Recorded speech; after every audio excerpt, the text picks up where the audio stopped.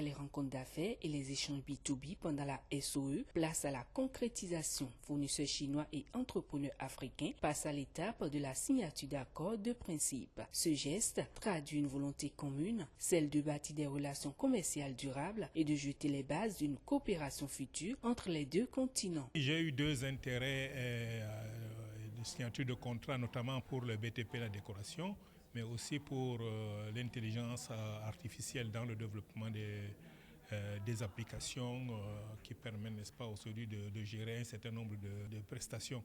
Je suis satisfait, disons que maintenant c'est la suite. On va voir dans quel cadre, n'est-ce pas, cet accord de principe va aboutir à des réalités, à des véritables relations commerciales et qu'on puisse commander les articles qu'on veut et que tout le processus de transit et de douanement puisse permettre à ce que les marchandises arrivent à destination et dans de très bonnes conditions à des meilleurs prix.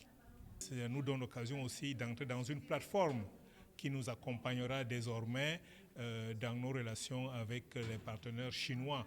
Donc nous serons à l'avenir bien encadrés, bien orientés et nous aurons la possibilité de résoudre toutes les difficultés que nous rencontrons dans nos relations commerciales. Après ces échanges, je peux dire que on a la Chine qui est présente sur place au Bénin. On n'a pas besoin forcément de voyager avant d'avoir des partenaires pour discuter dans nos différents domaines. Alors, et je peux dire qu'il y a plusieurs domaines. Il y a le domaine de l'automobile, de la santé, du cosmétique et j'en passe.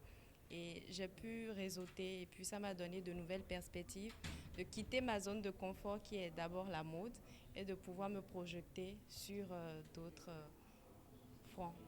Alors après cet accord de principe, moi je dirais que je peux le résumer sur 3 points. D'abord la sécurité et la fiabilité. Et je dirais que je ne voudrais pas avoir qu'un simple vendeur, mais un partenaire d'affaires.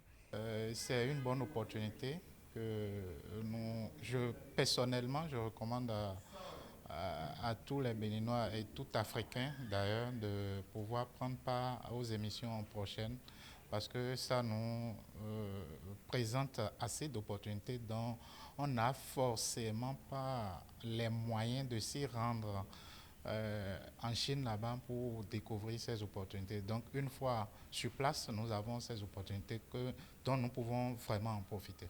Ces accords ne sont pas de simples formalités. Ils sont le reflet d'un intérêt mutuel. Ils ouvrent la voie à des discussions plus poussées en vue de la mise en œuvre concrète de projets dans plusieurs secteurs d'activité.